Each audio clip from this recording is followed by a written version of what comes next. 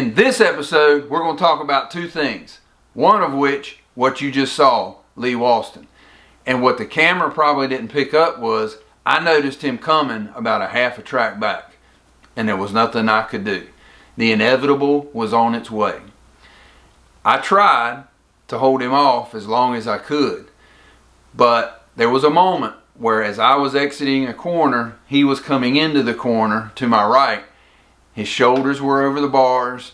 He was looking out in front of his front fender, and he was entering the corner in the right position. I noticed that, and I knew, man, he is on me. And then it didn't take but about another corner or two, and there he was. So we're going to talk about how to get that done.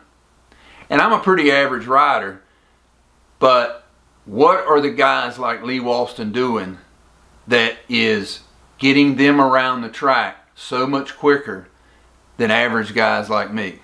So we're going to go over that.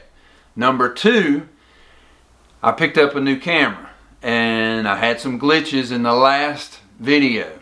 So I want to clarify a couple of things from that video that I was running into. The audio was fine. However, for some reason the video would freeze. And so if you noticed, I went to a couple of shots of us out on the track to cover up the problem with the video. So I'm going to explain what happened that you didn't see off camera while the video was frozen.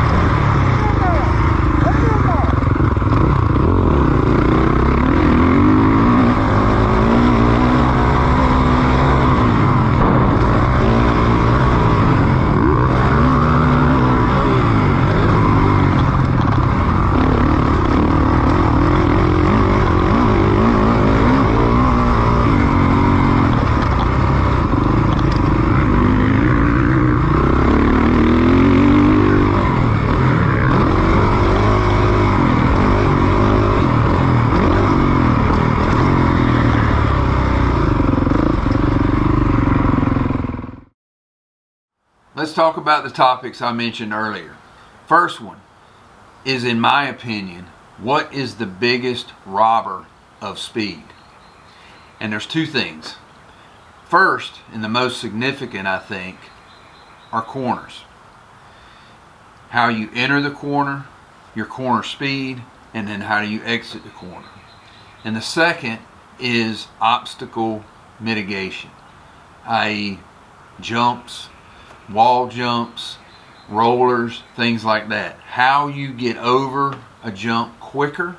If you can increase your entry to a jump face and over that jump quicker by scrubbing it or scrubbing off height so that you can hit that jump faster, you're going to get around the track quicker. So why do I think this is a topic? One thing that I've noticed in the last few times I've been to the track and recorded and then gone over the video later is, especially out of A riders, as they have come by me going into a corner and or going by me going over a jump, their speeds are considerably higher as they go into that corner. So those are the two things that I think are how a lot of these A riders are getting around the track quicker. I mean, there's a lot of other things, obviously, that go into that. Suspension settings, height and weight of the rider, body position, weighting the pegs, things of that nature. But I think the two biggest things that, as a rider, if you can master, can make you a whole lot quicker. And that is going into that corner and braking a little later, setting up for the corner, and then your corner speed in that rut, and then getting on the gas a little bit early. As I've noticed some of the video from Lee and some of these other guys, as I've watched it, they get on the gas probably a good 2 to 3 feet quicker than I do, and a lot more aggressive. They also go into the corner obviously quicker, because I feel like I need a little bit of more time setting up for that corner. So as they have mastered these skills, they're able to go in to the corner, carry that speed, and then on the gas even sooner than I am.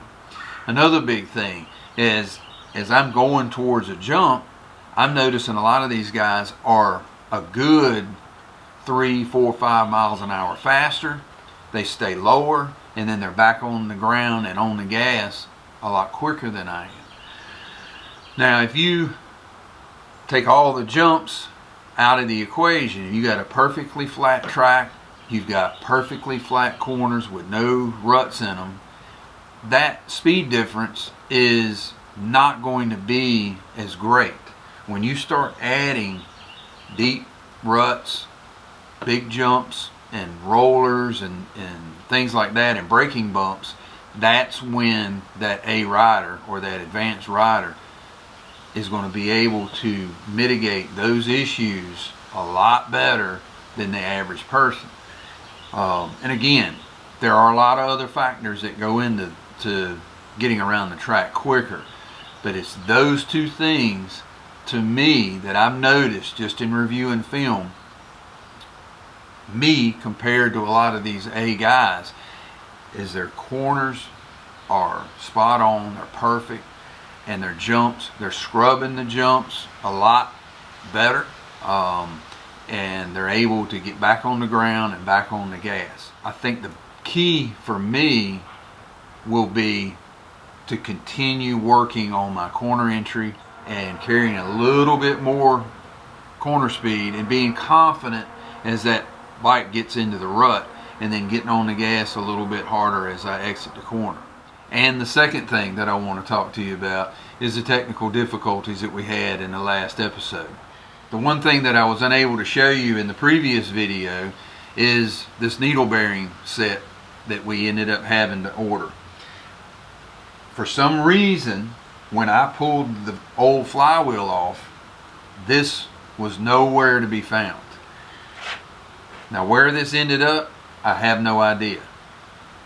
I would like to think that it existed in the motor when it came off the assembly line.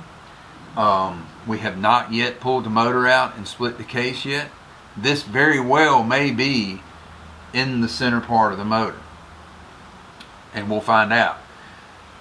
What concerns me is the fact that these bearings typically are hardened, and where this bearing ends up is down in the middle of this gear and then sandwiched inside the flywheel, and then the crankshaft goes down in the center. So there's no way that this bearing set could get out. So what you were unable to see due to the technical difficulties was exactly how this clutch works. So this is what we were missing, and the reason why I was so surprised is because when I pulled this flywheel off, this didn't exist in there. It wasn't in there. There were no remnants of it, nothing. The only thing that we could tell once was in there was the one-way clutch, which is here.